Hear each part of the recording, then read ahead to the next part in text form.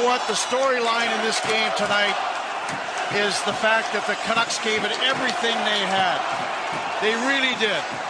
And the real sad storyline is they didn't get the goaltending that they counted on and really need to have in a game this big, this important, from Roberto Luongo. Well, there's just 5 seconds to go now, and listen to the roar in Chicago. The roar is back, and the Hawks are moving to the Western Conference Final. 7-5, the final in Game 6, and Chicago wins this second-round best-of-7, 4-2. Well, it was a good old-fashioned shootout here tonight. Who would have thunk it? A deciding game, and the Hawks 7 goals, the Canucks 5, and they're eliminated in 6 games. Now they'll line up for the customary sportsmanship handshake when the playoffs end for a team. The Hawks now will shake the hands of the Canucks, and this city is pumped. Blackhawks hockey is back bigger than ever right now in the windy city of Chicago. And for the Vancouver Canucks, the run ends. So much promise, so much in expectations this year come to an end far too soon for the liking of Vancouver hockey fans, that's for sure. Roberto Luongo leads the handshake line. He wants to get off the ice as soon as possible. Right behind him is Matt Sundin. Was this his NHL swan song? Those two leading the lineup, and now they head to the dressing room as the Canucks season comes to an end on May the 11th. It's the longest they've gone since 1995 when they lost to these same Blackhawks. That was the lockout year, so that second round series went well into the month of May. Canucks made it to the final 8, but they fall short of the final 4.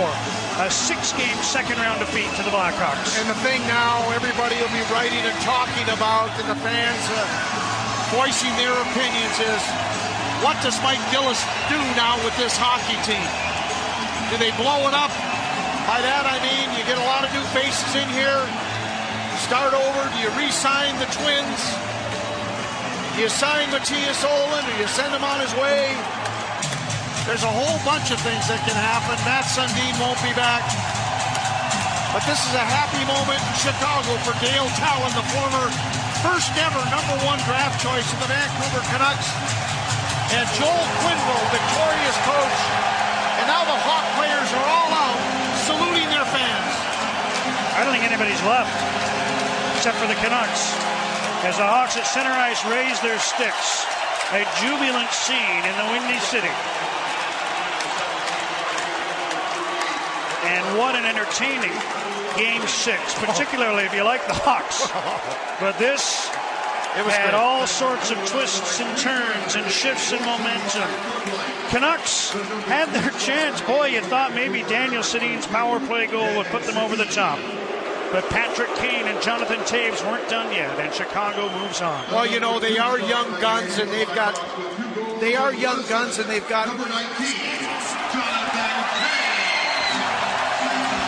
what? Chris King is the supervisor of officials for the NHL. He just shook shorties in my hand, and he said, isn't that one of the greatest playoff games you've seen? Well, it was wonderful entertainment, but very disappointing for the Vancouver Canucks. I mean, you know, I keep harping back. You don't like to put it all on the shoulders of one player, but the Canucks traded for Roberto Luongo because they thought he could be a difference maker. He was the guy that was supposed to be able to take him to glory.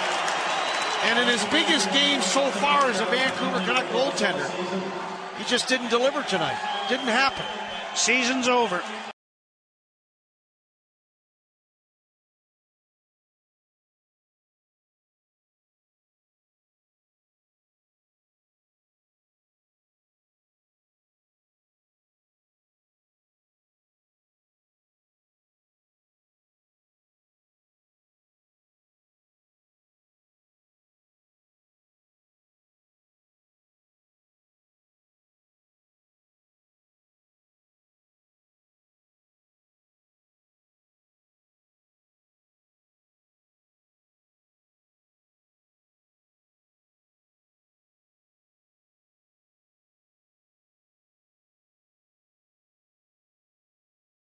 The bottom line is the Vancouver Canucks just couldn't deal with their own success in this series. 3 minutes away from a 3-1 series lead. This game tonight turned on 3 minutes midway through the third period. And, Dave, 4 of the games in this series, 4 of the 6 were tied with under 7 minutes to play. And the Blackhawks won 3 of those 4. Yeah, and this hockey game in the third period, it just got away on the Canucks. It seemed like such a fun thing to do, to exchange chances and battle back and get the goals. And then I think there'll be the feeling of bewilderment for Canuck players because the emotional roller coaster that has been this series compared to the kind of the flat highway of the St. Louis series where they just kept driving over the Blues until Game 4 was registered. And then there was time for preparation. I mean, the 10 days and they did not lose this series because of that layoff. They should have been the prepared hockey club for how Chicago had beaten the Calgary Flames and what they like to do. And nothing's changed.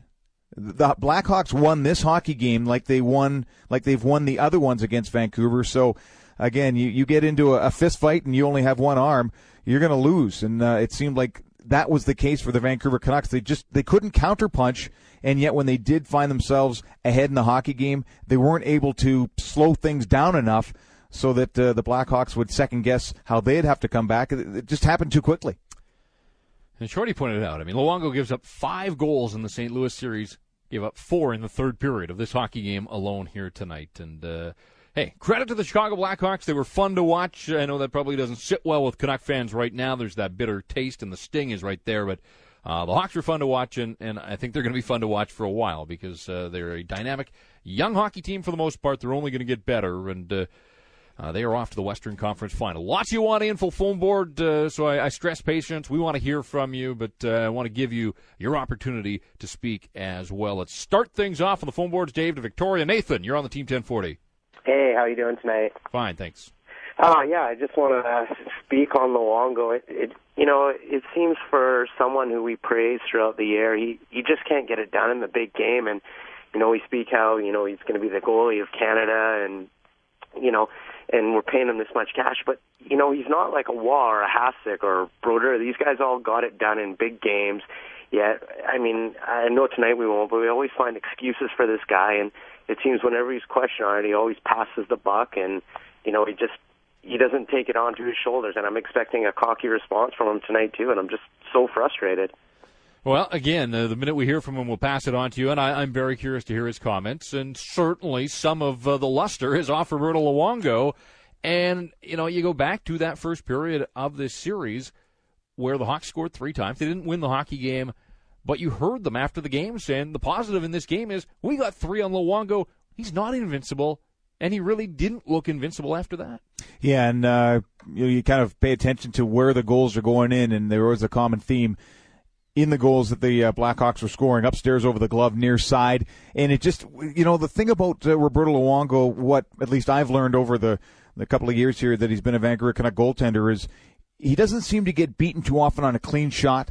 There's a screen involved. There might be some traffic that maybe bumps him that sometimes gets him, a little bit distracted. I've used that word again here because that's what I see. But, I mean, tonight he was beaten cleanly by shots that, quite frankly, normally are easy for him to save. So the Blackhawks did their homework, and you have to wonder then now for that kind of big game if this is the right goaltender for this hockey club in the playoffs. Regular season, we've seen his numbers. He's been a Vezina Trophy candidate, but that's not going to put anything on the wound that is now opened here for Canuck fans. Back to the phones to Maple Ridge. Ian, you're up here on the Taco Tomorrow post-game show. Yes, actually, Victoria. Anyhow, some points very quick because you got people on the line. Okay, Patrick Kane and the Hawks put 7 behind the $7 million man, I think.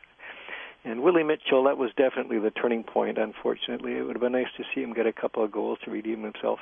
The Canucks should be called the Teasers. They've done it again to their fans. 2 more points. I'm really concerned, incidentally, about these sub-Homer Simpson IQs out there that might be thinking about doing some looting and some damage. I know there have already been some reports about something happening in Surrey. And the final thing, what might have been, Sedin looked like he was just starting to hit his stride, didn't he, in some of these players. So, hey, that's my thing. I think Luongo, if they can't get anything for him, I think this guy's a bit of a head case. I might want to think about trading him and getting some scores. Thanks. All right. To the lunatics out there, park it. Don't do anything stupid. We saw enough of that. The other night at the rink, it's a loss. It's a hockey game. That's all it is. So yeah, save your energy for bigger and better things. Be smart, please, out there. To Yale Town. Sean, you're on the Team 1040. Hey, how's it going? $1 million for each goal that Luongo lets in, and beyond that, I think the guy went to Memorial Cup twice, lost both times, won 2 off series since he's been drafted in '97. Considering Florida went to the Cup shortly before Luongo, I always hear the excuses, they're such a crappy team. Sorry, Tampa Bay with a little talent was able to win it, but whatever. There's a bunch of teams I could bring up in that, Carolina, et cetera, et cetera. Anyways, long story short, Canucks have missed the playoffs 26 out of 39 years or 38 years, whatever it is. They've never won. Here's the Stan Smeal will continue. And a quick question for you guys. Where's the Stanley Cup parade for all these morons and losers who every time they win a game, they think they're going to win the Cup? They ain't going to ever win the Cup. All right, well, we won't worry too much about the future. We're dealing with the immediate present right now, and that is Canuck loss in Chicago tonight, 7-5. There was a lot of optimism. And again, when you look at what they did from February 1st on, I mean, they were one of the best teams in the NHL in the regular season. They sweep past the St. Louis Blues. I mean, there was some reason, I think, to get excited. I mean, a lot of people thought this was the best chance that a Vancouver Canuck franchise had maybe ever had. Well, it was supposed to be built that way. You had the goaltender, you had your top line in the Sedins, at least for the first round, showing that they're going to continue their regular season ability to get points in hockey games. And the Kessler and Burroughs story this hockey season, Matt Sundin, very slow to come around. You tally them all up, it was, game 51 or 52, these last couple that, is starting to get that point-a-game pace. But, it comes back to the goaltender, and it's going to remain a hot topic, not just for this evening, but going forward, because that was supposed to be where the Canucks needed to shore things up in the past. And they get the guy. And they had some offensive help with the Sedins being, producers. And you add in some support help. But this quality depth defenseman, all of those traits that the Canucks were supposed to have were put together to beat a team like the Blackhawks or any team like that. And, again, in the strangest way, when they have the lead in the third period, that's supposed to be the Canucks' forte, to finish those hockey games and think about the next one they can go win. Yeah, and to me, that's really one of the things that I think you have to look at and point to figure out why this series went the Hawks' way. I mean, the Canucks led in all 6 games. They had a lead in every game in this series, and they could only win 2 of them. They weren't able to build on what they got. When they had it, they couldn't sustain it. And, again, I'm amazed at, not just in this series, the first series against Calgary as well, the Chicago Blackhawks right now seem to possess the best quick strike offense in the National Hockey League. And that involves, Ovechkin still playing, and the Pittsburgh Penguins and the Carolina Hurricanes can run and gun with the best. But these guys have just shown it time and time again that they can score in bunches. And they did it tonight after Daniel Sedin gives the Canucks a 5-4 lead, I guess, at 12:15 of the third period, and you think, all right, maybe this is it. It took them all 3.5 minutes, and boom, it's a 7-5 hockey game, and they're off to the races. Yeah, they certainly do get caught up in their own jolt of energy. And the young hockey players on that team, and they did it this evening. You're right, that Jonathan Toews sooner or later would want to make his mark, and both the goals that he scored are almost carbon copy on the power play, down low, going to the net. Where's the defenseman? Doesn't react quick enough. One is a rebound opportunity. He should be on his can, but isn't. And one's that goes off the skate of Edler. Too little, too late. But, forget about trying to break the tape down on this one. There's some serious issues as to how you put together a hockey club when you've got a goaltender that's taken a large chunk of that money. And he's got the no-trade clause. I mean, because you're going to hear that call a ton of times. It's time to move him on. It's not quite that simple. Out to Surrey, Dustin, thanks for hanging in there. Lots of people want in, and we appreciate your patience. Thanks a lot, guys. Okay, so it's obvious what the recipe for success is in the NHL. We've seen it over the last couple of years. All the teams that go to the finals, all the teams that win at Carolina, Anaheim, minus Detroit, but we know how they build, and that's through the draft, through trading, and free agency does not work. So Mike Gillis can, if he's done a pretty good job. He didn't do a good enough job, obviously, but As you guys were saying about the sixth defenseman in the NHL being considered maybe one of the best, I don't know about that. They're lumbering, and there's no question about it that they could not keep up with the Chicago Blackhawks' speed and skill.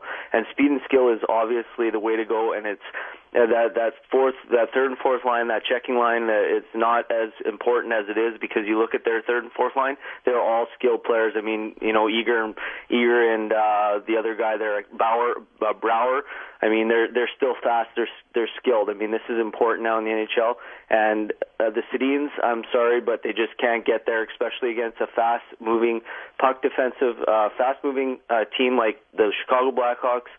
Mike Gillis has got to consider that definitely. I'm frustrated, but I think in the next couple of years you got a guy like Cody Hodgson coming up, Kessler, Burrows. There is some positives for the future. Thanks, guys. All right, appreciate that call. And just to pick up on the caller's point there, Dave, it is a young man's game for the most part, and you saw the tremendous skill. Just look quickly at the last 5 first-round picks of the Vancouver Canucks. Not a single one of them in their lineup. 5 first-rounders. Corey Schneider, not there yet. Luc Bourdon, that's out of the Canucks' control. Michael Grabner, Patrick White, and now Cody Hodgson.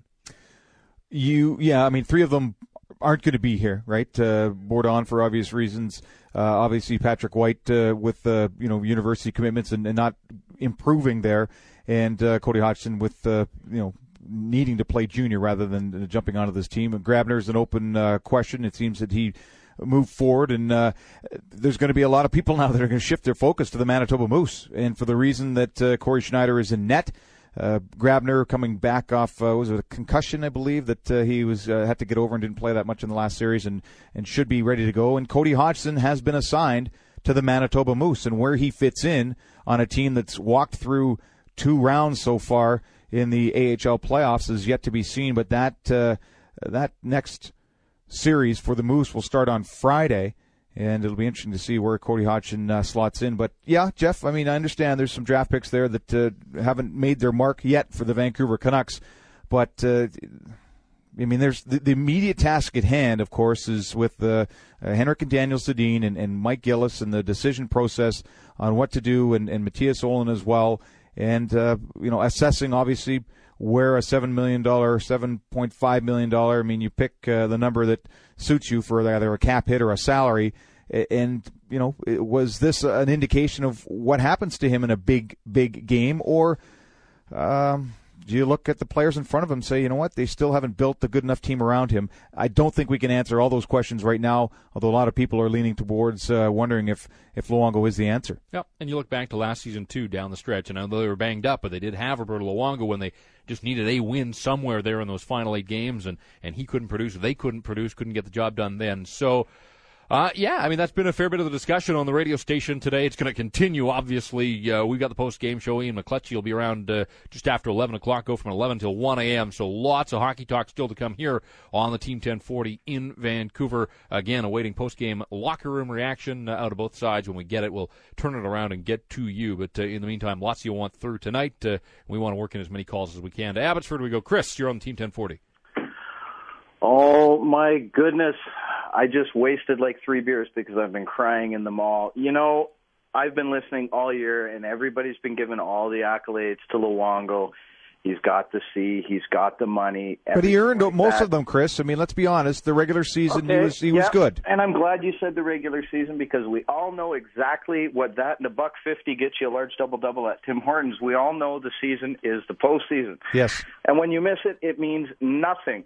The bottom line is they failed. So the only post-game audio I want to hear from Luongo is, I failed miserably, and I hereby donate this year's salary to BC Children's Hospital, because that's the only thing that's going to make me feel better as a fan. In the real world, when you fail horribly, you lose your job.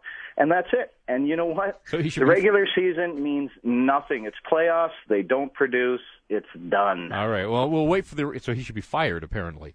I have a funny feeling if you're waiting to hear those remarks, you're going to be a little disappointed. But I am curious to hear it because he is a guy that any sort of condition to, try and spin it and take the positives and move forward. But there ain't nowhere to hide tonight, Dave. There is nowhere to hide. Do we have Luongo? He's ready to go? All right, we're getting the thumbs up from Tyler. Well, We haven't heard it yet, so we're like you. Let's roll it, and let's hear from Roberto Luongo, who got shelled tonight, 7 goals in a 7-5 loss in Chicago. I think I let my teammates down tonight, and it's something that's going to take a while to get over, I think. Surprised the type of game this turned out being tonight? Yeah, I mean, it was pretty wide open, but I got to make the saves. What do you mean, Louis, that you let your team down? You just felt that there was Well, I something mean, to make? obviously you let in 7 goals. I don't think you're pretty satisfied with your own performance, you know? You have the sense that the way this game was going and maybe the rest of the series, that your team needed to play as close to mistake-free hockey as possible against the Hawks? Well, that's the type of game we try to play every night, and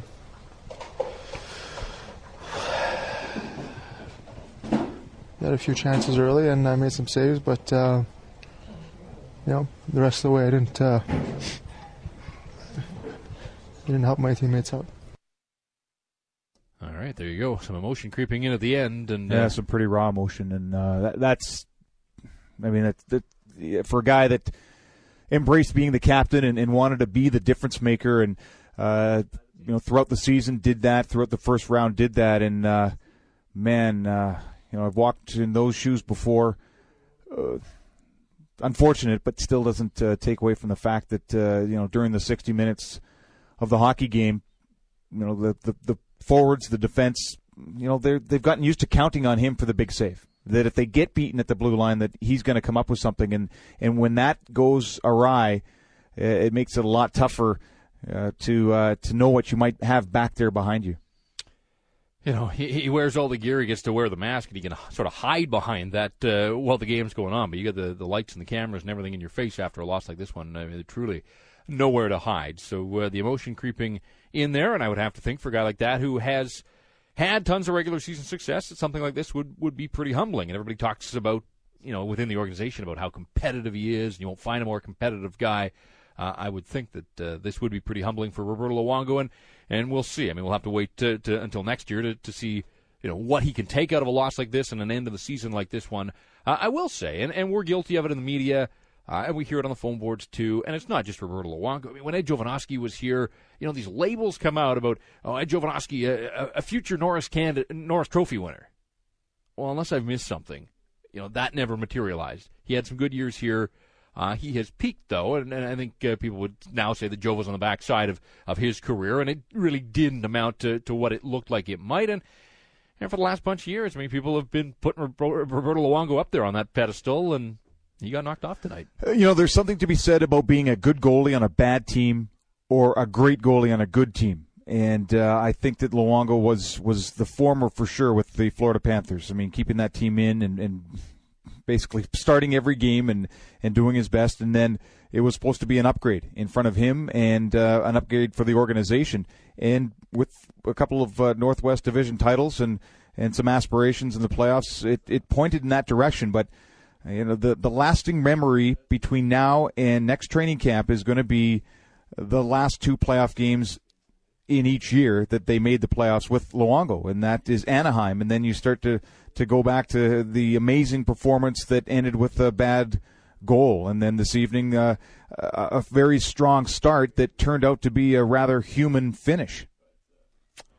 Roberto Luongo gave up 1 goal on 9 shots in the first period.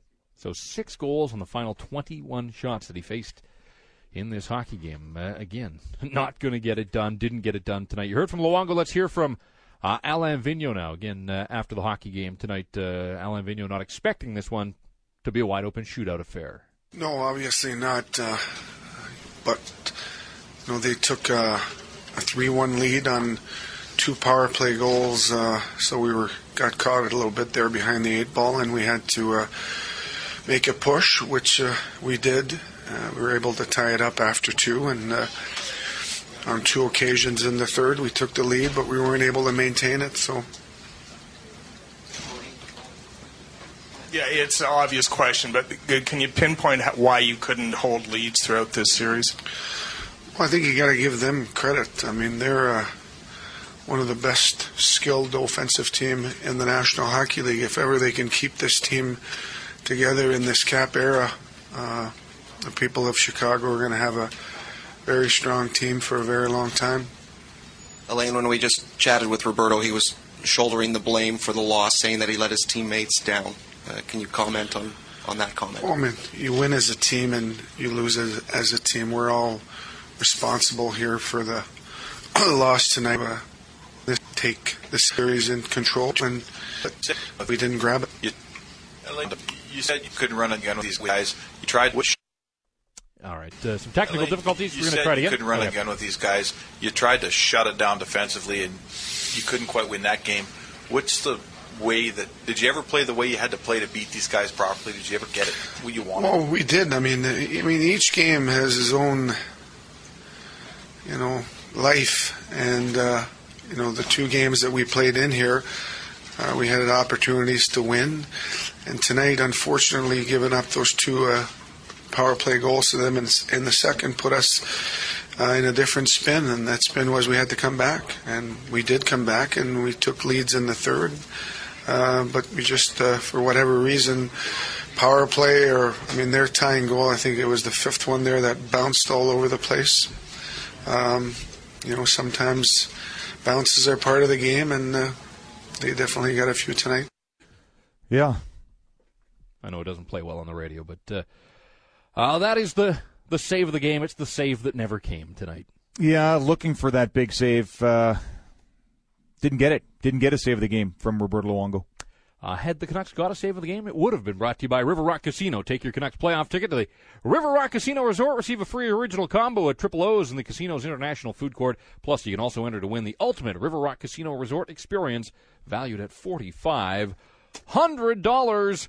7-5 Hawks 4-2 the series score. Chicago off to the Western Conference Final for the first time since Patrick Kane was, what did they say, 6 or 8 years old. 6 years old. Still looks about 16, but pretty dynamic player. That was a nasty backhand that he scored to cap the hat trick. Not many guys can roof a backhand from the toe on the back part of their stick. Normally you've got to kind of corral the puck and kind of let it kind of roll down your blade as you're releasing it. But, man, he just flicked it top shelf blocker when going to his right and shooting back to the left. And there's a lot of skill there in Patrick Kane, and Hat Trick Patrick is a pretty good moniker for this night. Back to the phone. Steve out in Surrey, you're on Team 1040. Hey, how you doing? Good. I'm sick of this franchise. That's it? You're done? You're out? You're checking out? No, well, you know what? Honestly, it's getting too frustrating now. And I know you can't blame this group on the previous regimes in the past. Of course not. That wouldn't be fair. But as a fan, though, it's hard to sort of disassociate yourself from that. 2002, it was 2-0, promising, looking against Detroit. And Nick Lidstrom, we all know the story, what happened there. That one you could deal with somewhat. Then 2003 comes along. They win the first round. They got lucky on that one with Scott Melby's kids making everyone else in the room throw up in the Blues locker room. And then they go up 3-1 against Minnesota. They blow Game 5 at home, could have knocked them out. Blow Game 6, get their ass handed to them in Game 6. Come home, up 2-0 in the second period. No, we know the history. I mean, lots of people won in. What I'm saying is I'm just sick and tired. I hear you. Why should I invest my money into this team? And you know what? As a conscious consumer, it's my fault because no one writes on the ticket that they will win the Stanley Cup, they will proceed further in the playoffs, they will win the game that you're attending. That's fine. But as a conscious consumer now, there's no reason for me to invest in this team because every time they let us up, they give us a little bit of hope. They don't let you down. They let you thundering down. And today, 7-5, I don't care if you are a goaltender who is 9 years old in that net, 7 goals, 6 of them on the last, 18 shots, 19 shots, 20 shots. They needed that guy to make one big save. He couldn't make 3 or 4 regular saves. And it was, if you would have told me to start of the 8th today, they scored 5 goals, we're having Game 7 Thursday. Never in my life did I thought he would give up 7. This is just, it's getting monotonous. It's getting numb. Even going back to revisiting history one last time before I hang up, even revisiting history, even like 2004 as a fan, sitting there in my seat, 23 seconds left, you're up, Matt Cook scores this unbelievable rush goal with 5 seconds left. You're just on an emotional high, only what to happen? A minute into the overtime, boom, they're done. Season's kaput. I mean, this team is just they're too much. They're like I feel your pain. I can sense the frustration. We're hearing it on the phone board. You're not alone out there. But hey, it's your choice. At the end of the day, if you want to shell out your bucks They are your hard-earned dollars, and if you want to spend them elsewhere, that's fine. In this market, there's somebody that's waiting there to spend their money on that ticket that you might have bought. I mean, that's just the reality of the situation right now. Yeah, and the situation. I'd like to see how General Manager Mike Gillis assesses the group he has. This is a part of it is his group. A part has been players that he's brought on, and the next step is the players that he doesn't continue with, and brings in some more of his new guys. And in which direction, as a new general manager, he would like to take this team. Because you look at the team that you just got beaten by and go, wow, I'd like to watch that team play 42 home games, 41, and then, first game of the playoffs, we'll give it that. But the situation with the Canuck fans right now is, again, they feel like they've been seeing the same movie just with a different cast of characters. And it's tough to disagree with that. I mean, this was it the most frustrating of them all, Jeff? In terms of losses this year? Or through the history of the playoff losses? You go through the continuum. That Minnesota one will stick around, I think, for a lot of people. Okay, yeah. That team was arguably the best team the Canucks ever had with no goaltending. Yeah. And never could address that goaltending. They thought they had the goaltending. Now. And they thought they had the defensive core as well. And then you look at the Hawks over 6 games, and you realize what puck movers can do for you. When you compare the defenses on these two, there is no comparison in terms of foot speed and that first pass. Duncan Keith might be their fastest skater. And I thought followed by Ben Eager. And I thought he had a pretty quiet series. I thought Campbell came on as the series went on. I didn't think we saw Duncan Keith at his best. Seabrook was solid, although he seemed to be out there for a lot of the goals that the Canucks were able to score. Mind you, they got a couple power play goals tonight. But in terms of depth, I thought Chalmerson was a pretty serviceable guy that not a lot of people knew about. He took a pounding. Man, did he get hit hard by Hordichuk tonight. Again, things were going the Canucks' way. When you look for signs, Hordichuk, that was his best shift of the series. Leads to the O'Brien goal. They just could never capitalize on the things that were going their way. They could never capture momentum long enough to hold it and ride one of these things across the finish line. So yeah, and I don't know if the Hawks ever thought they were out. There's people look to that the Willie Mitchell mistake, but that allowed the Hawks to hang on. But I don't think they ever truly believed that they were out of the series. And if you're a good hockey club, you instill doubt in the opposition, and I think that the doubt almost fell on the Canucks players' shoulders, wondering when they had the lead if this one was going to stick or not. Had 3 leads in this hockey game, never more than a 1-goal lead. They led 1-0, they led 4-3, led 5-4. So they could never stretch their leads tonight, and eventually the Blackhawks, who led 2-3-1 midway through the second period, so they had a 2-goal lead, and the Canucks were able to turn that back on them. In fact, scored 3 straight late in the second into the third period. But as you know, this thing was as much a roller coaster as I can remember in a Canuck playoff series in quite some time. We'll get back to calls here in a sec. Want to carry on with post-game reaction. We've heard from Luongo. We heard from Alain Vigneault. Let's hear from Daniel Sedin. 2 goals for him. Doubled his playoff total on this one night. Went into the game with 2. Finishes with 4. Good for him because there was some heat on him, and I thought he performed. But in the end, it wasn't enough. It wasn't nearly enough. Well, what can you say? To end up on the losing side is a disappointment. But, you got to be proud of the guys. We worked we gave everything we had, and we came back in the game, and we took the lead, and they come back. But when we fell on the same mistakes as we've done all series, we take too many penalties, make a few mistakes, and they're too good of an offensive team to give them that chance late in the game. You said going into the series as a team you didn't want to run and gun with the Hawks. Was that a clear indication tonight as to the damage they can do if you want to get into a real north-south game with them? Well, I think we did a decent job, I think, for 2.5 periods, but in the end, it's what can I say? It's like I said, we did the same mistakes again. We take, it wasn't just the last penalties. Overall, we take too many penalties. Cost us. Also, success or lack thereof of success on the power play certainly turned out to be a disappointing factor in this series for your team, didn't it? Well, our power play was good this series. If you look at our percentage, it's not that bad. So I don't think that was a problem for us. We didn't have a lot of power plays the last 2 games, but today we had a few, and we scored 1 or 2 goals on the power play. So, but again, we make the same mistakes over and over, and over a 6-game series like this or 7-game series, it's costly. Just couldn't defend the lead. Daniel, basically that's what came down the last few games. Yeah, I mean, we know all along that they have a skilled team. They have at least 3 lines that can score on a regular basis, and overall this series we haven't given them a lot of chances. Today, in the end, we gave them a whole lot of chances. So it's not. I mean, you got to be proud of the way we played. We came back, took the lead, but couldn't hold on to it. There you go. Post-game thoughts of Daniel Sedin. Let's carry on with the phone calls here. Talking to our post-game show to Vancouver. Darcy, go ahead. You're on the Team 1040. Hey, guys. Thanks for taking my call. You know, as a little tiny Mike goalie, I looked up to Tony Esposito, and then seeing him there tonight, I mean, you know, I was a goalie, so I watched the goalies, and to watch that tonight was hard. But I have to think of it this way. It's easy to question whether the $7 million could be better spent in different ways.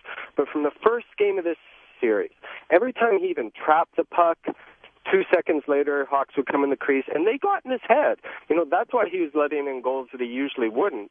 And, you know, he didn't deal with it well. But what's the solution? Schneider? We saw what he would do, and I don't think Schneider is as good as Carey Price, and we saw how he did this year. Or it's easy to look to the other teams, but, I mean, Cristobal Huet makes $5.5 million. Every goalie who's had even a modicum of success in the last few years, their salary's over $6 million. So unless you go find that Nicholas Backstrom out of somewhere and get him at a low salary for a few years, and then it just jumps up to 6 anyways, you'd be happy with what you got. I mean, I'm crushed by what he did tonight and stuff, and this is the most recent, you know, loss we've seen, so it's the most raw, but I don't think it's the worst. But I have confidence because what I saw from Gillis this season is the best building that I've seen in this organization in some time. And I think he has a good hockey mind.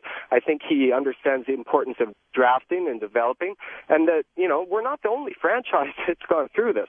Toronto, in my entire lifetime, has never even made the final. Buffalo, you know, there's lots of others. So, you know, not every team wins the Stanley Cup every year, and hopefully Gillis moves them forward, and, you know, whether or not it's with Luongo, but I mean, it was one game that he'd love to have it back, and we heard it. That is the most honest interview I've heard from him. It wasn't that cliche, glib thing, and that's good to hear. You know, but it's not just that one player that lost this entire series. All right, appreciate the call. I had a good run there, and you're right. At the end of any given year, one team's celebrating and 29 are wondering what went wrong and where do they have to get better. So the Vancouver Canucks fall into that latter group yet again. Buffalo probably not the best example there of teams that the toe in the crease is all you need to say. Mm-hmm. But yes, the Toronto Maple Leafs in my lifetime have not been to the Stanley Cup final, so I'm with you on that one. And you, Dave Thomas, had a chance to change that. I certainly did, and I made the joke that I got moved out to make space for Matt Sundin, and he continued on his hockey career rather nicely with the Leafs, and then a stay here in Vancouver. How long is that stay going to be? You wonder if Mike Gillis, who is the architect of where this team is going to go, he's got 4 more years to work with. Roberto Luongo come July 1st. You can start talking about an extension to him if that's the case. But I think one thing we've learned from Mike Gillis early in his GM tenure is that he's not in a hurry to re-sign free agents. Wants to kind of assess the marketplace and the importance of each player in the team. And I'm interested. I'm interested in how Mike Gillis breaks down his team this season. And, right out of the gates, talking about having the best goaltender in hockey. And they'll go, obviously, to the ends of the earth to defend Roberto Luongo as a player for the Canucks and as the captain. But unfortunately, in pro sports, you are only as good as your last game. And I think this one was a forgettable one for the guy they call Bobby Lou. Yeah, I'm going to be really curious to hear Mike Gillis, and I hope he makes his usual Tuesday afternoon appearance here on the Team 1040, because ever since he took over, he's been a pretty confident guy. Changing the culture. He has changed the culture. He's done some things his own way, outside the box, whatever you want to call it. For the most part, things went pretty well for Mike Gillis in his first year on the job. He didn't have to do a whole lot of defending. The downtime there in January, Luongo was hurt, and he was pretty patient. There was a lot of heat on the coach at that time, and people thinking that maybe a coaching change had to happen. He was patient through all of that. But otherwise, I mean, he waited out Matt Sundin. He won his battle there. His team was among the best in the National Hockey League down the stretch, swept St. Louis in the first round. He hasn't had to defend this hockey team an awful lot. So I'll just be curious to get his take. I mean, we heard some honesty from Roberto Luongo. Where did it go wrong in his opinion? Where does he think that his hockey club has to get better? So we'll hear from, the GM usually. And again, with Mike Gillis, you don't know, he does things differently. But the GM usually holds court with the media sort of a day or two after the season, that sort of final farewell. Last year it was Dave Nonis, and a few days after that he was out, and in came Mike Gillis. So, there is some explaining to do, just because this was a team that was supposed to be built as a contender, one that could go far, gave some indications down the stretch that it might be able to do that, and got to play all of 10 games here in the playoffs. Yeah, what I'd like to know, and I'm pretty confident someone's going to get a chance to ask him the question if he felt they were that close in Chicago, in Game 4, if he felt they were that close, and then what happened since then, because obviously that was a loss, and the next two games were losses as well, one on home ice, one here on the road, where there were times throughout this game where you thought the Canucks were done when they were down 3-1, and when they battled back, and you thought they're doing it again. They're answering their critics. They're putting other people, to second guess how they look at this team. But in the end, it seemed to be the same sort of mistakes throughout this series that caught up to them, individual defensive mistakes, and the inability to build on a lead. What are you doing here? Are we saying goodnight to you? Are you going to hang around for a little while? I've got some more hockey in me, sure. Okay, good. All right, Jeff Patterson along with our hockey analyst Dave Tomlinson here in studio. 7-5, Hawks over the Canucks. 4-2, series is done. Chicago is on.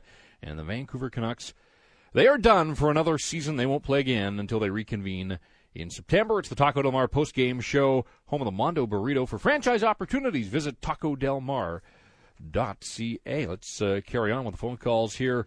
Out to Burnaby we go. Check that. We'll get to Nanaimo. Peter, go ahead. You're on the Team 1040. Guys, how's it going? Yeah, going all right. First of all, I'm going to identify myself as a non-Canuck fan, and I'm not actually here to gloat or anything like that, but I will tell you something. One of the funnest things about being here in BC and being a non-Canuck fan is Canuck fans in general. I've lived here for a number of years, cannot believe that the bashing and the Luongo Luongo is so firmly planted underneath the axles and the wheels of the bus already that it's just incredible. It's so textbook Canuck fans. I don't know if there's any more fickle in pro sports. I understand everyone's entitled to jump on a little bit right now because that was a tough loss. But, this was a heck of it's going to be very interesting for someone like myself to watch and be part of this over the next few days and few weeks as the piling on begins. And the people that were great 10 seconds ago and the saviors 10 seconds ago are now going to be the instant goats. And guys, I got to tell you, as a non-fan, it's fun to watch and listen to. I'll leave you and let you comment. All right. And no player is safe right now. No player.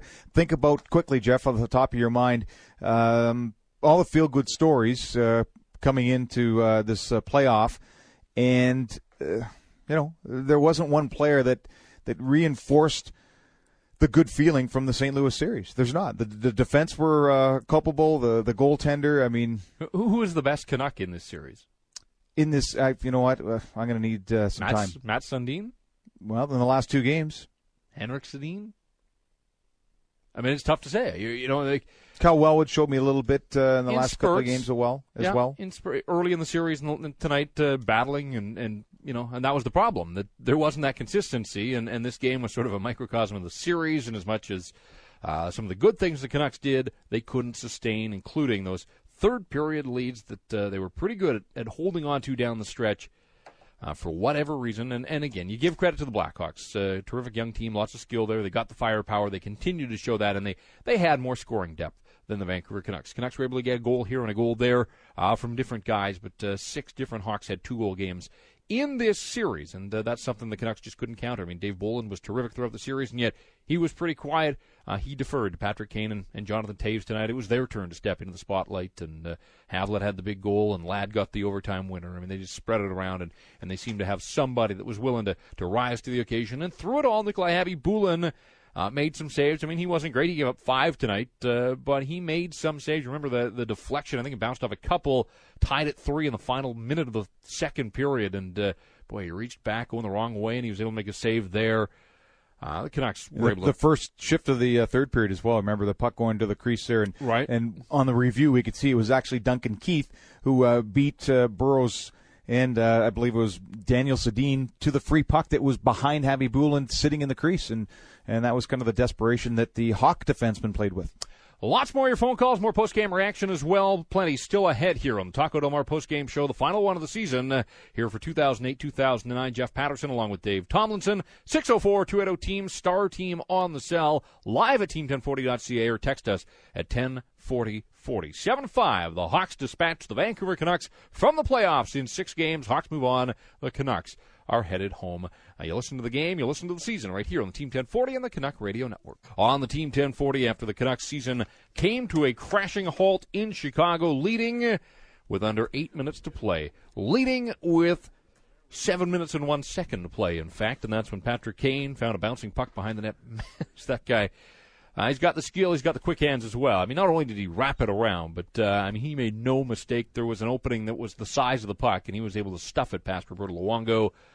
And that just got that ball rolling, and we've seen it when we talk about momentum. The Hawks able to feed off it in bunches within these periods. I mean, I think that is the 8th time here in the playoffs that they have scored 3 or more goals in one period. The Vancouver Canucks haven't done that since the 4th of April. Here it is, the middle of May now. You got to go back to the early April to find the last time the Canucks scored 3 in a period. They got 2.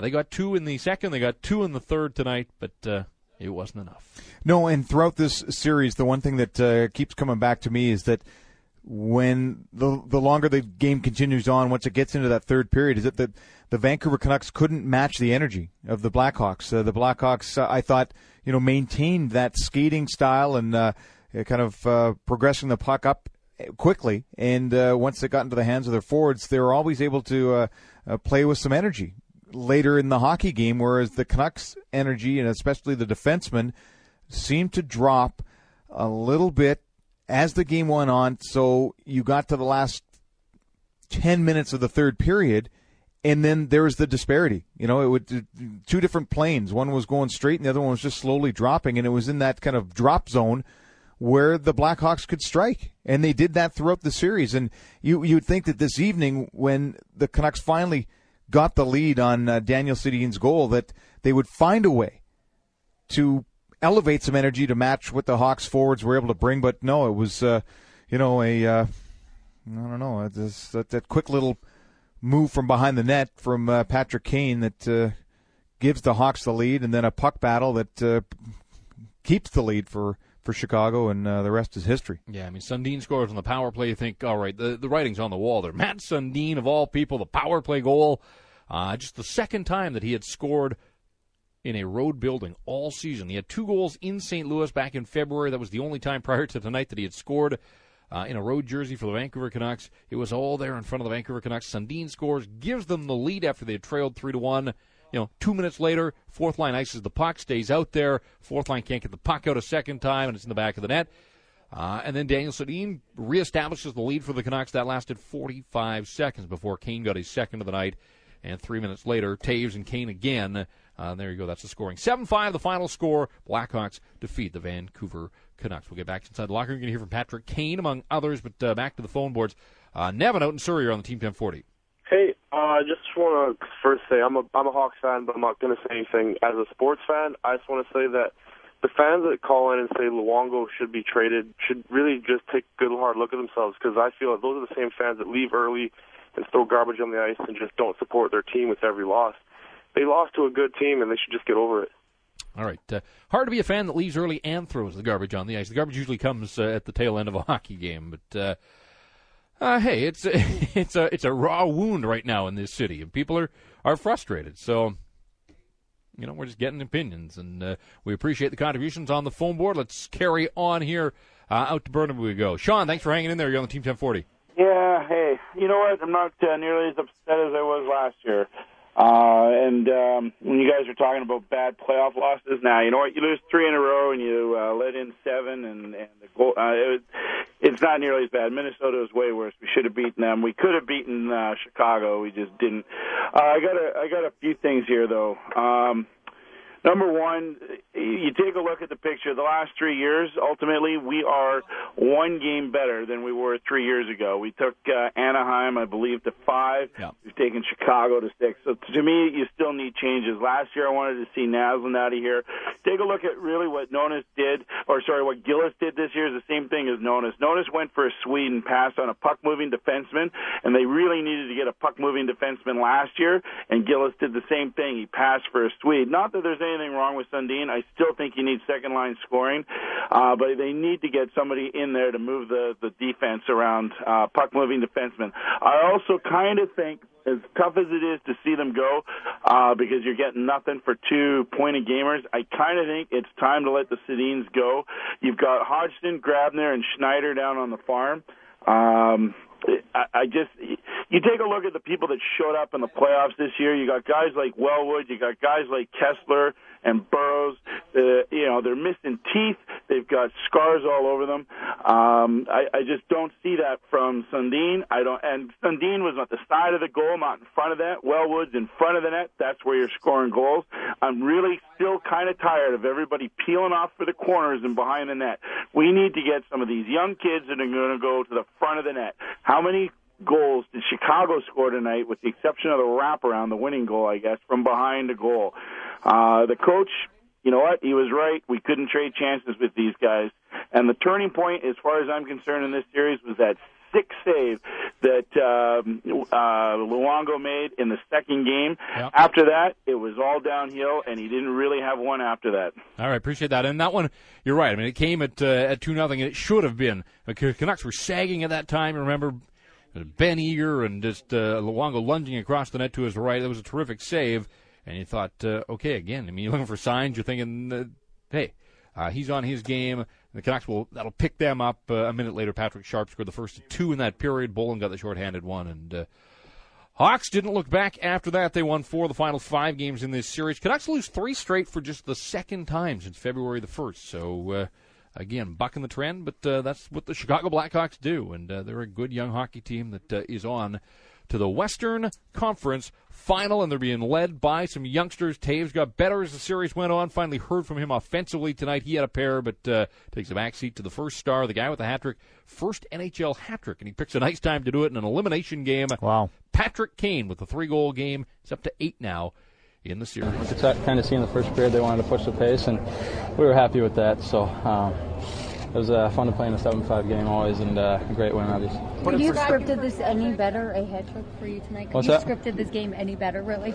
Yeah, I mean, it's about time I got the first hat trick. It's been 3 years, so I guess I can't come in a better game than this. Maybe it was just waiting a while for this one, and hey, I'll take it. If this is going to be my first one, what better game to have it in? Patrick, talk about that last goal. Yeah, I just picked up the puck in the middle there, and saw it a one-on-one, obviously, and just made a move through the defenseman's stick and shot it. Luckily it went in, off post and in, so it was a good feeling for sure. I had chills going down my spine. Did you ever think Western Conference Finals before this tournament began? Before what? Before this Stanley Cup began, did you ever think Western Conference? Yeah, maybe at the beginning, but definitely not at the beginning of the season. I think the goal is to make the playoffs, but maybe at the beginning of the playoffs we knew we had a pretty good team in here, and we beat a lot of good teams throughout the year, so and then we added players like Paulson, and we have a lot of veterans, and so it was pretty fun. I realized how amazing. You were 6 years old. You couldn't even start playing hockey until you were about 7. Yeah, right. That's funny. I mean, I remember doing a spot this summer. The last time the Hawks made the playoffs, I was 13. So you think 13, and then divide that in half, it's 6. It's pretty unbelievable. So it was sweet. You talk about how tough this Vancouver team was.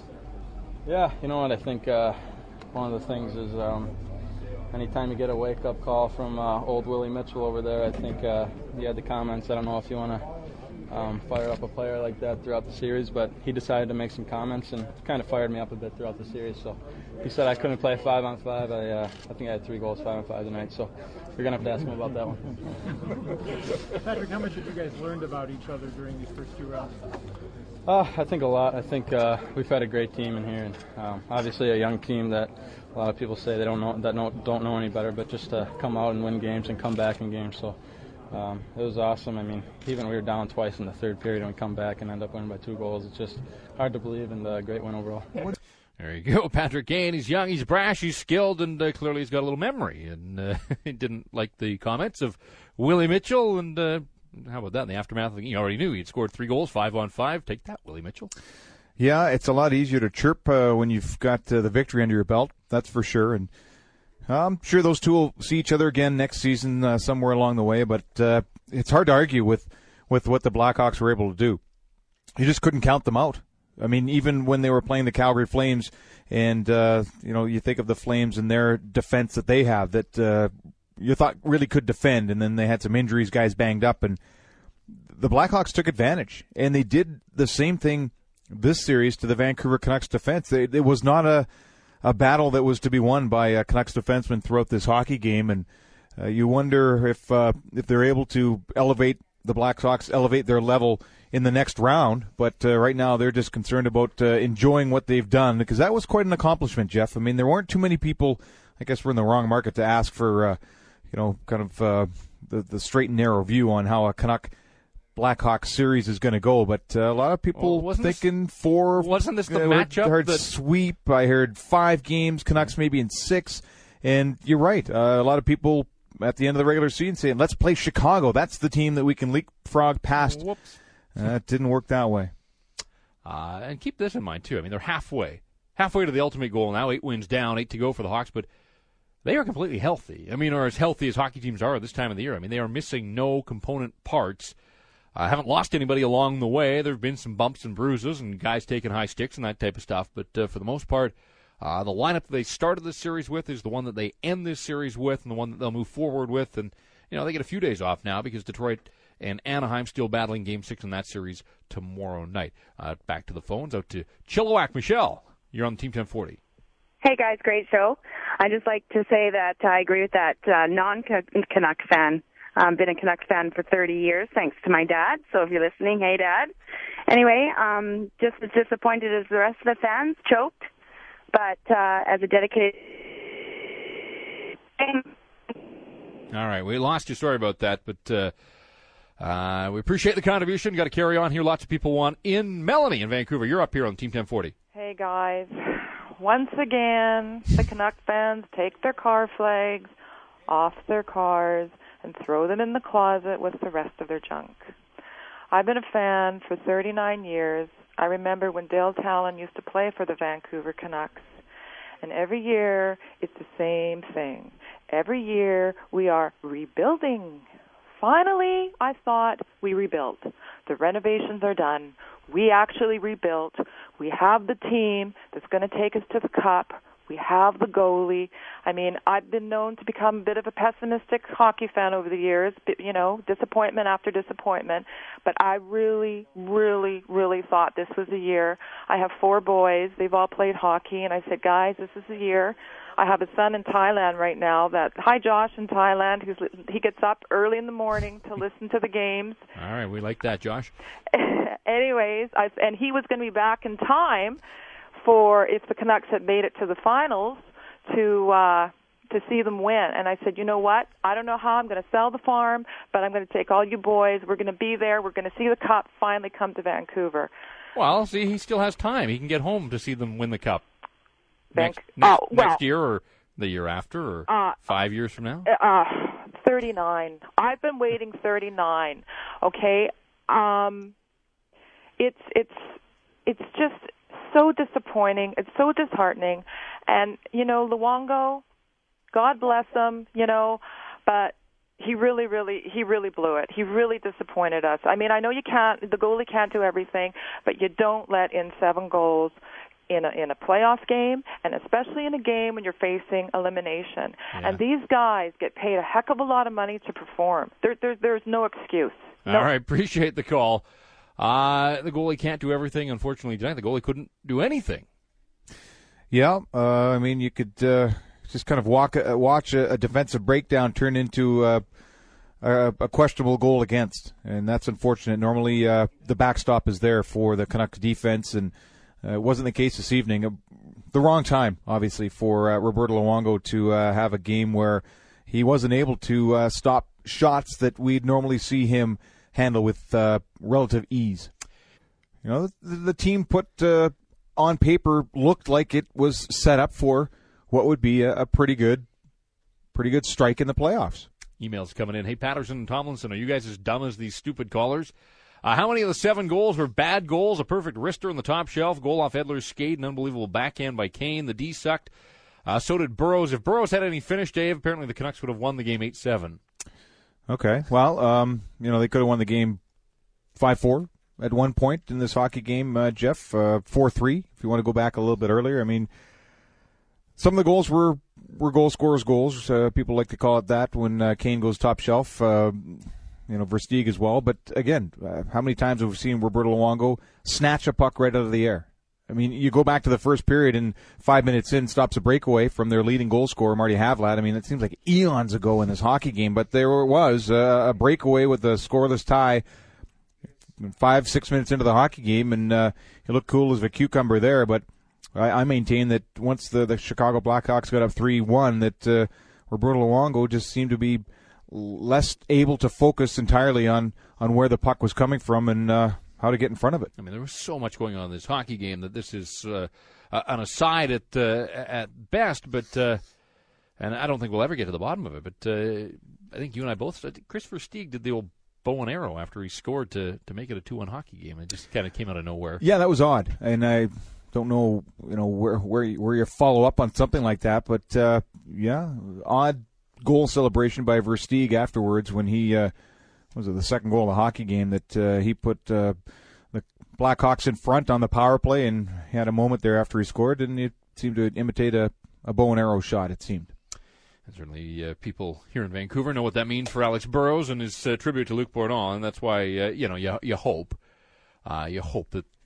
that wasn't some sort of mock at Alex Burrows. We'll probably never know. I mean, I don't think anybody would have gone after Chris Versteeg in the locker room to find out that kind of stuff, but it did seem to come out of nowhere. Mind you, Chris Versteeg kind of came out of nowhere because he had a pretty quiet series. Talented guy, again, another one of the talented young players on the Chicago Blackhawks, but gave him a little bit of space there. Rick Rippon taking an ill-advised penalty. And that was part of the problem, too, for the Canucks. Discipline was an issue as the series went on. I mean, there was no need at that point of the game. Rick Rippon trying to finish a check, just pushes Ben Eager into that open penalty box. Eager goes down, but it was away from the play. And early in this game, you thought, well, the Hawks are going to bury the Canucks in the power play because they went 2 for 2 the first power play opportunities, made it a 3-1 hockey game. But you do have to give the Canucks some credit. They could have folded at that point, but didn't. Tied the game, got ahead. You know the story. 7-5 is the final score. Let's work in a few more phone calls. We get out to Langley. Is it Jovan? Yeah, that's right. How are you doing? Yeah, doing all right, thanks. Right on. I guess, I'm kind of speechless and a little bit bothered by a few things tonight. And one of them is not Luongo. I know everyone's kind of bashing him tonight, but to me it seems like was a turning point where Byfuglien or whatever the heck his name is came out of the woodwork and just smoked him in the head. He got hurt after that. To me, that seemed like that took him off his game, and nobody's really addressed that. It's just like, Luongo's letting all these goals, but what was the reason for it? Was that possibly the reason, And, I like your non-caller or non-fan that called in earlier, and he was talking about the fans, how they just, switch sides all the time. It's like, everyone's doing great, and then 10 seconds later, it's like, who are we going to hang on this? I don't agree with hanging Luongo out. He's done great, and I don't know if I'm mistaken about this, but were we kind of not expecting too much at the beginning of this season from this season? And that being said, I think that we've done great coming this far. So that's my thoughts on this evening. Yeah, expectations change through the season. I mean, obviously, most teams start with the goal of making the playoffs, and once you hit about the 20-game mark, you get a pretty good idea of what type of team you have, where the improvements need to be made. And for the Vancouver Canucks, they get into December looking pretty good, suffer through a terrible January, and then one of the hottest teams in the league from February onwards, and that's when you readjust where you think they can go. And it's at that point tougher to go back to the start of the season and go, well, you know what? At the very start of the season, I didn't think they would get that far, second round. If somebody told me in October this is a second-round team, I'd say, all right, we're building.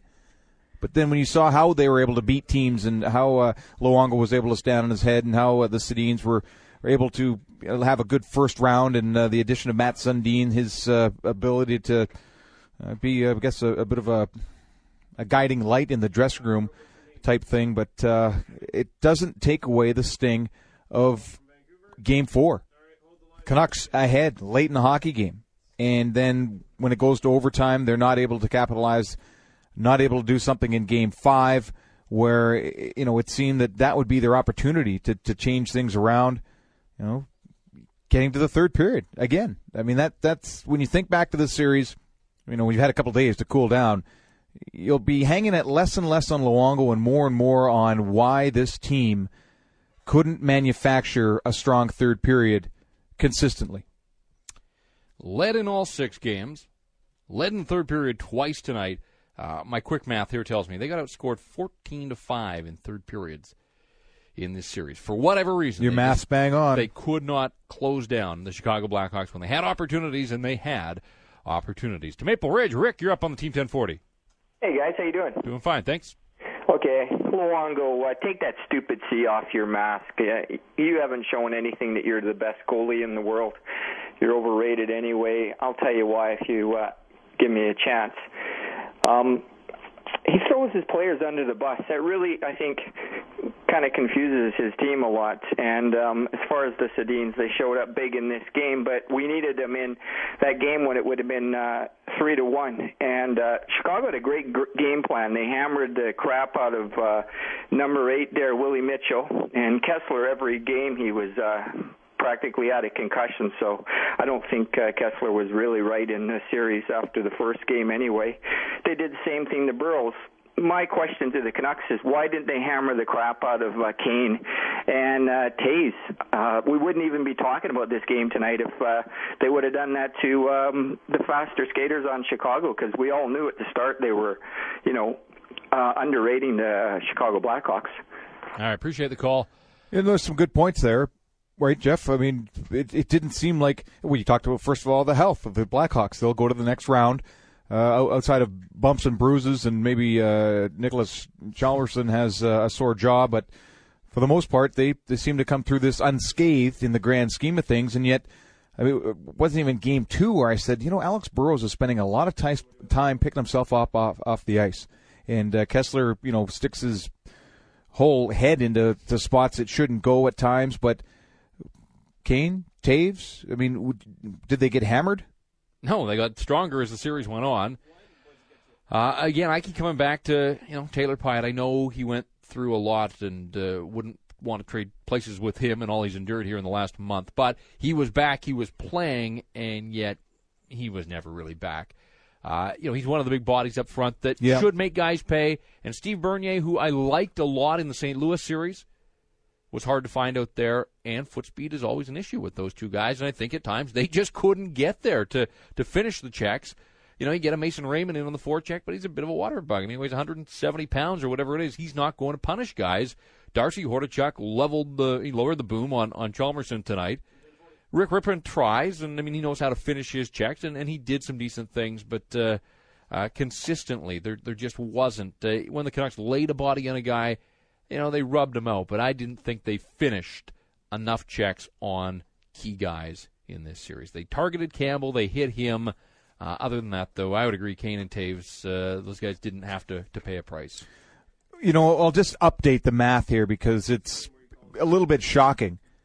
But in terms of hits coming into this game, the Blackhawks had 149 to the Canucks 112. Tonight it was 26-13 Blackhawks in hits. I mean, that's even my math knows that's 2-1. And again, this is throughout the 6 games. I mean, it goes to a 7th, and those numbers continue to bulge. It was physical, but it was more one-sided physically than a lot of people would have thought, given that the Canucks defense were supposed to be a punishing group and the Hawks forwards were supposed to be ones that would shy away from contact. Ian McClutchy rolling in. He'll go 11 until 1 a.m. So the Hockey Talk will continue past midnight into the witching hour here on the Team 1040. Lots of ground to cover. He'll get back into post-game reaction, his thoughts on where it went wrong for the Vancouver Canucks. So Hockey Talk for you until 1 a.m. But Dave and I are around for another 20 minutes or so, and let's squeeze in some calls as we get back to the phones. Devin in Vancouver, you're on the Team 1040. Hey, guys. Thanks for taking my call. That last caller was probably the closest yet to really nail it on the head of what went wrong here for the Canucks tonight and in general for the series. Pure and simple, the answer to what happened is we were out-coached. No one's brought it up yet, but that is what has happened. And I think, Dave, you'd mentioned earlier that the Blackhawks had sort of nailed it with Luongo and sort of identified where his weakness was above his glove hand. You didn't see the Canucks do that with Chicago. They didn't hit the players that they needed to hit. There's just so many things that come down to coaching. And I wasn't a big fan of Vigneault back during the period when the Canucks went in their slide. I thought he was mixing it up too much, changing lines, going back and forth. You look in this series, in Game 4, when we were up 1-0, defensive style. Then all of a sudden today we're offensive style, all over the map. You come down to what your system is, you stick with it, you win the games. And that's not what's going on here. The coach has got to go. All right, well, when you're down 3-1 in an elimination game, you have to score some goals to get back into it. So they opened it up a little bit, started to work for them. Before you know it, they got a 4-3 lead. The game got away from them. A lot of focus on Luongo tonight. I think in the days and weeks ahead, there will be some discussion about Alain Vigneault. Remember, when Mike Gillis took over, he was given a 1-year contract extension, and he had to work for it. He had to interview basically for his own job. We're now a year later, basically back to the same situation where Alain Vigneault is under contract for 1 more year. Most coaches don't operate under that. They want a little more security. So, Mike Gillis now knows Alain Vigneault a whole lot better, stuck by him, defended him throughout this season, elected to go. I mean, he could have made the coaching change. So many new GMs do that, want their own guy. Yeah. I think that the merits of Alain Vigneault as head coach of the year a couple of years ago, although Roberto Luongo was a big part of why he was able to win that award. But I think all things have to be on the table here, and that includes the coaching. Well, sure. I'm not really certain he could have done much more with his defense. I mean, let's be honest. They're not the quickest group, and when Sami Salo was out of the lineup, you start to question who can make the first pass. That's a bit of an indictment right there. So then do you look at the coach of the defense and say, well, he's kind of Rick Bowness has got to work a little bit harder with the defensemen to get them to play a certain style. They don't have the speed. They don't have the foot speed to match up against the Blackhawks. So you have to slow them down. And, the Canucks were guilty of not making it a physical enough series. But if you look at just go through the centerman for the Vancouver Canucks, and you tell me, stop me before you feel like you're going to get hit by one of them.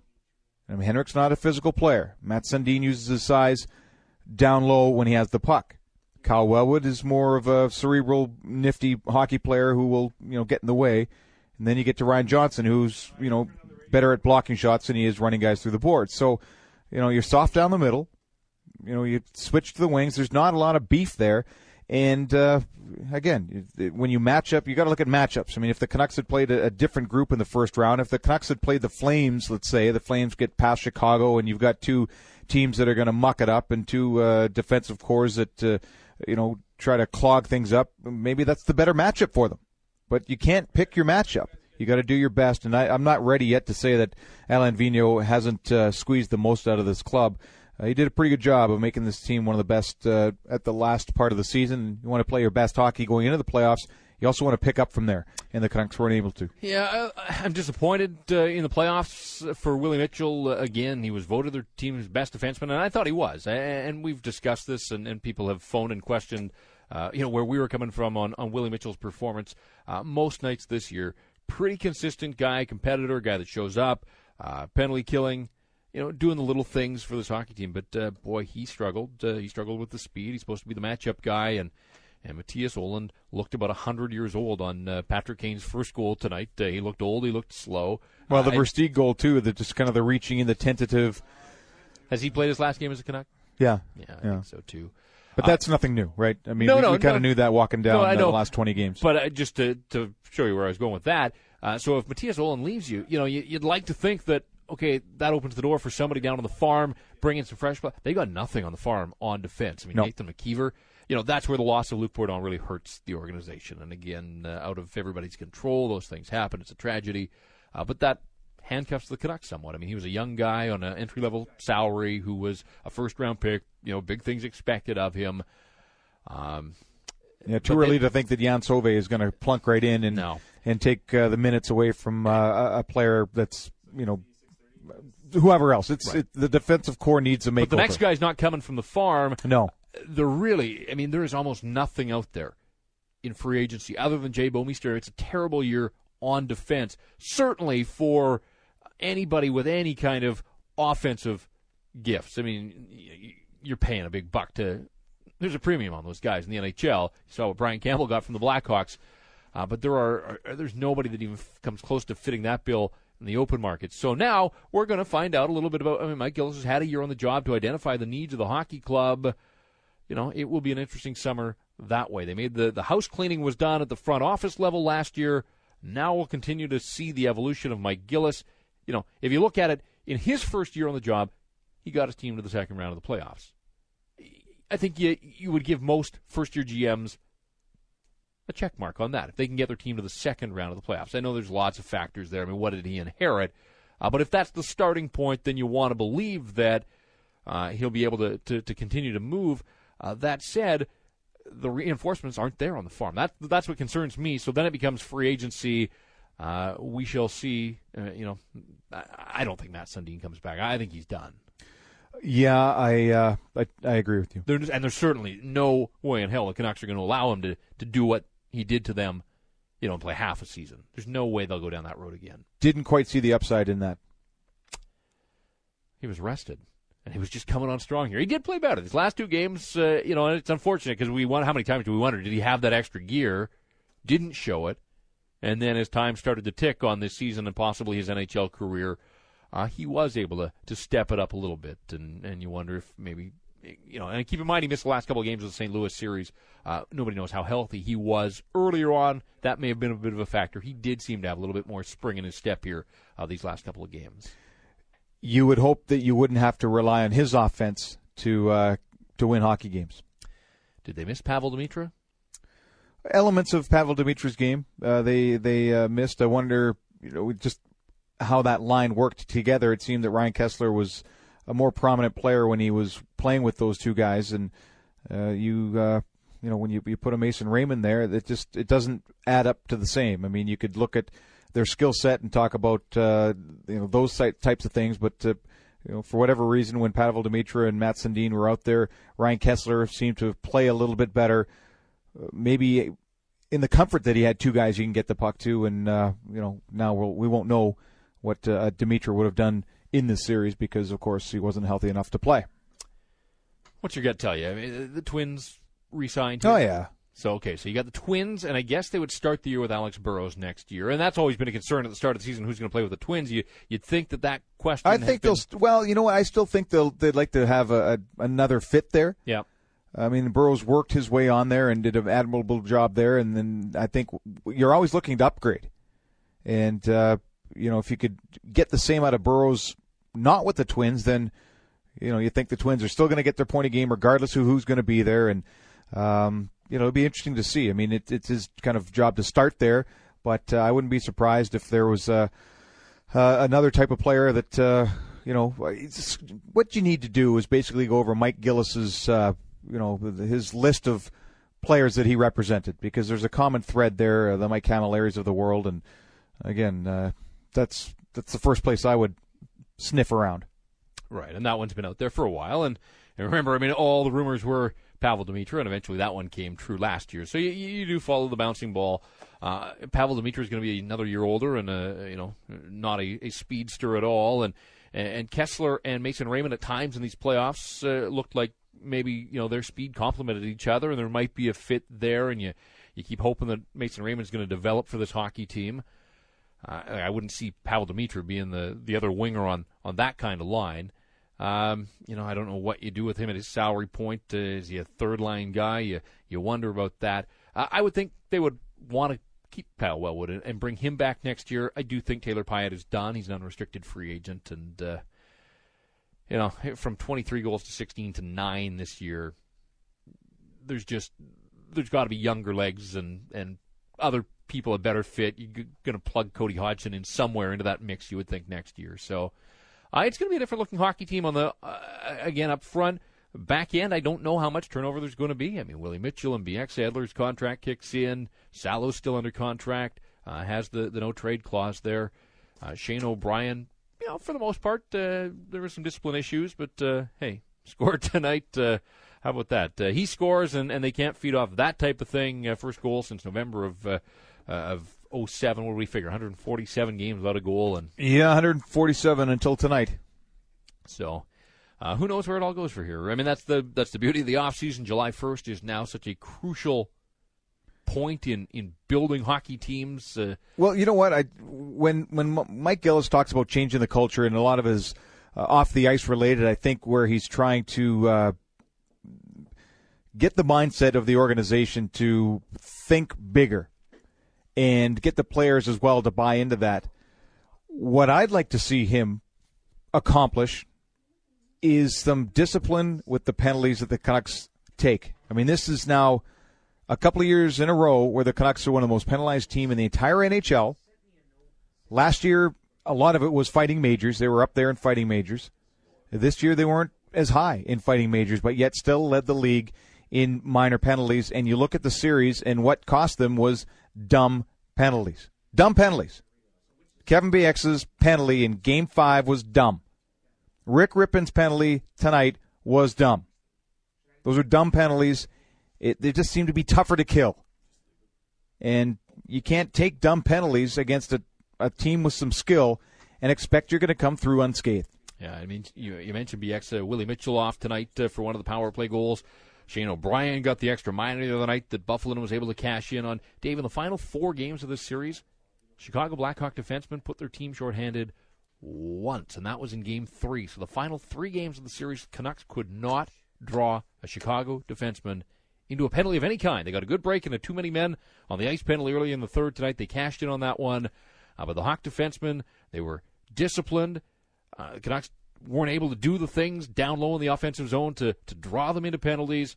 As the Hawks score the final 3 goals in this game, and they win it by a final of 7-5. A few more minutes before we turn things over to Ian McClutchy, and he'll get you through till 1 a.m. Dave, let's work in a few more calls out to Vancouver. Kevin, thanks for hanging in there. You're on Team 1040. Hi, guys. Yeah, you brought up lots of juicy topics. I just want to touch on your confidence that the Sedins are going to sign in Vancouver. I think if you have a sniff around Brian Burke's backyard, you'll see that he's probably doing a lot of work to ensure that there's a nice field for those guys to go to. And I'm a little concerned they're going to end up in Toronto. Militating in favor of their decision to go to Toronto is, of course, Brian Burke, and it's their last chance at a big contract. And I think he could give them that. Now mitigating that is the fact that the Canucks do have a long history with the Sedins, and they have a good chance of going deeper next year and the years after with Vancouver than Toronto. And this is where their families are. But turning to the actual series that just happened, goals. You spoke earlier on about how many goals were in the third period, how we're outshot. Yeah. That's simply, as Dave touched on, the defensemen are too slow. Yep. And so at the end of the game, fatigue sets in, and the speed makes a difference.